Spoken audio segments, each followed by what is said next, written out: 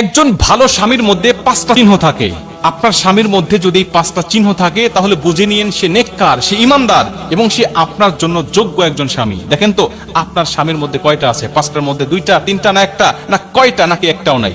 দেখেন, মিলিয়ে নেন। নবীজি সাল্লাল্লাহু আলাইহি ওয়াসাল্লাম বলছেন, আদর্শবান পুরুষ, আদর্শবান স্বামী হলো সে যে নিজে যা খায় তার স্ত্রীকেও ঠিক একই মানের খাওয়ানোর চেষ্টা করে।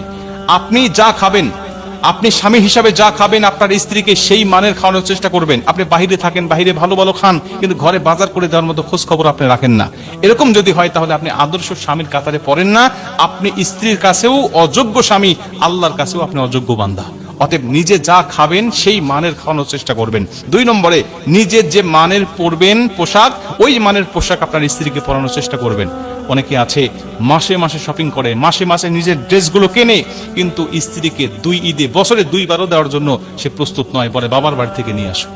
এমন যদি হয় তাহলে আপনি যোগ্য স্বামী নয়, আপনি আদর্শবান স্বামী নয়। আপনি যে মানের বা যে দামের পোশাকগুলো আপনি পরিধান করছেন এর সাথে সামঞ্জস্য রেখে আপনার স্ত্রীকেও দেওয়ার জন্য চেষ্টা করবেন, তাহলেই আপনি আদর্শবান পুরুষ হবেন। 2 নম্বর। 3 নম্বরে, যেই পুরুষ তার স্ত্রী অপরাধ করার পরেও, ভুল করার পরেও তাকে কোনো আঘাত করে না, তার শরীরে মার দেয় না, এমন যদি কোনো পুরুষ থাকে যে মার না দিয়ে, আঘাত না দিয়ে তাকে বোঝানোর চেষ্টা করে, তাকে শুধরানোর চেষ্টা করে, ওই পুরুষটাও আদর্শবান পুরুষ। 4 নম্বরে, যেই পুরুষ তার স্ত্রীকে কটু কথা বলে না, কটু কথার মাধ্যমে কষ্ট দেয় না। যেই স্ত্রী কটু কথা যেই স্বামী কটু কথা বলে স্ত্রীকে কষ্ট দেয়, দেখবেন ওই পুরুষ কখনো সুখময় শান্তিময় জীবন পায় না। কেন পায় না? কারণ ও যখন কটু কথা বলে এবং ওই স্ত্রীর মা বাবা তুলেও গালিগালাজ করে, তখন দেখবেন যে ওই স্ত্রী আর সহ্য করতে পারে না, তখন নিজেও তার স্বামীকে কটু কথা বলার চেষ্টা করে। আর এইভাবে যখন চলতে থাকে, সংসারের মধ্যে অশান্তির দাবানল দাউ দাউ করে চলতে থাকে এবং এক পর্যায়ে ডিভোর্সের পর্যায়ে চলে যায়। দুনিয়া আখিরাত দুটাই যেন একসাথে সে হারিয়ে ফেলে। প্রিয় ভাই, এজন্য কখনো স্ত্রীকে কটু কথা বলে কষ্ট দিবেন না। সবসময় চেষ্টা করবেন তাকে কিভাবে বোঝানো যায়।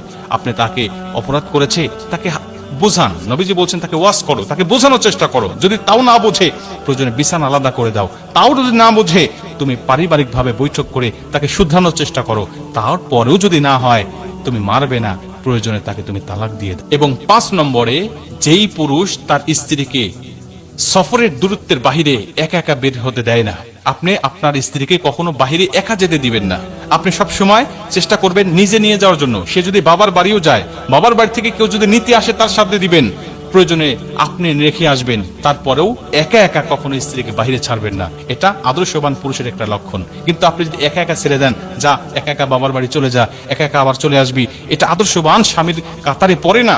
এই 5টা বিষয় যদি আপনি লক্ষ্য করতে পারেন, 5টা গুণ যদি নিজের মধ্যে ঢোকাতে পারেন, তাহলে আপনি অবশ্যই একজন আদর্শবান স্বামী।